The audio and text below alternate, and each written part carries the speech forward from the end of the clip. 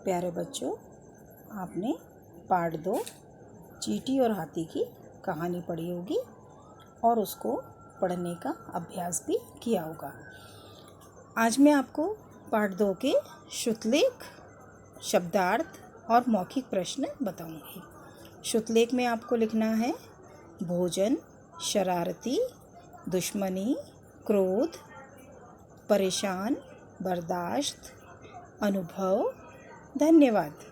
एक बार फिर से, भोजन, शरारती, दुश्मनी, क्रोध, परेशान, बर्दाश्त, अनुभव, धन्यवाद। फिर आपको शब्दार्थ लिखना है। शब्दार्थ में है भोजन, भोजन का मतलब खाना, अन्य, अन्य का मतलब दूसरी, क्रोध, क्रोध मीन्स गुस्सा, अनुभव, अनुभव मीन्स एहसास। एक बार फिर से बोल रही हूँ मैं।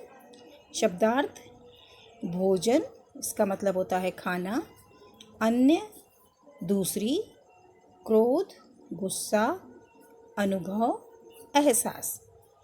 इसके बाद आपको इस पाठ के मौखिक प्रश्न याद करना है।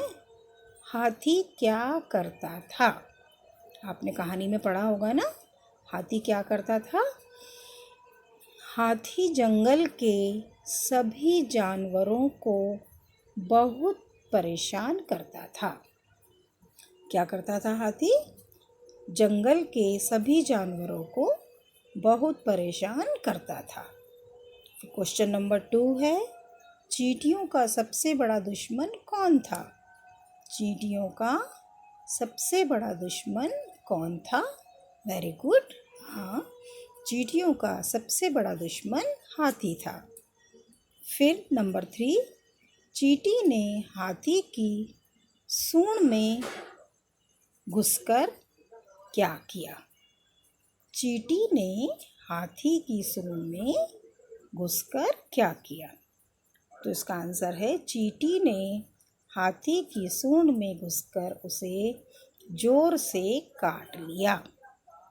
चींटी ने हाथी की सूंड में घुसकर उसे जोर से काट लिया।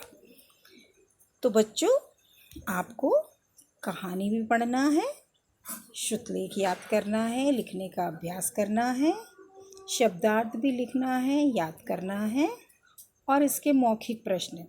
हाथी क्या करता था? चींटियों का सबसे बड़ा दुश्मन कौन था? चींटी ने हाथी की सूंड में घुसकर क्या किया? ये आपको अच्छी तरह से पढ़ना भी है और याद भी करना है। मौखिक प्रश्न को आपको अभी याद करना है और लिखने का भी आपको इनको अभ्यास करना है। चींटी और हाथी कहानी आपको पढ़ना है और उसके कठिन शब्दों को भी पढ़ना है और श्रुतलेख को बार बार लिखने का अभ्यास करना है। मौखिक प्रश्न के बाद अब हम लिखित प्रश्न भी लिखना चालू करेंगे। लिखित प्रश्न में बेटा राइटिंग बहुत साफ, दूर दूर और प्रॉपर डिस्टेंस के साथ एक लाइन का डिस्टेंस लेके लिखेंगे, जिससे राइटिंग नीट एंड क्लीन नज़र आएगी। इसका क्वेश्चन नंबर 1 है, हाथी ने चींटी से क्या कहा? आपने कहानी में पढ़ा होगा कि हाथी ने चींटी से क्या कहा था। हाथी ने चींटी से कहा, मेरे पास ताकत है, तुम छोटी और कमज़ोर हो, ज़्यादा बोलोगी तो मैं तुम्हें भी कुचल दूंगा। फिर से सुनिए, हाथी ने चींटी से क्या कहा? हाथी ने चींटी से कहा, मेरे पास ताकत है, तुम छोटी और कमज़ोर हो, ज़्यादा बोलोगी तो तुम्हें भी कुचल दूंगा। समझ में आया आपको? यहाँ देखो बच्चों, यहाँ देखिए, हाथी ने चींटी से कहा। इसके बाद इन्वर्टेड कॉमास में आंसर स्टार्ट है। आपको भी ऐसे 2 कॉमा लगाने हैं और फिर लास्ट में जब लिखा है तुम्हें भी कुचल दूंगा, वहाँ पे भी आपको इन्वर्टेड कॉमा क्लोज करना है और फिर उसके बाद आपको पूर्ण विराम लगाना है। फिर क्वेश्चन नंबर 2, चींटी हाथी की सूंड से निकलकर क्या बोली?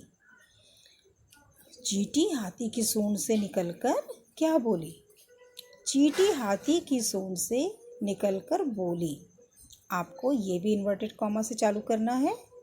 आगे से कभी किसी को छोटा और कमज़ोर मत समझना। क्या कहा था चींटी ने? आगे से कभी किसी को छोटा और कमज़ोर मत समझना।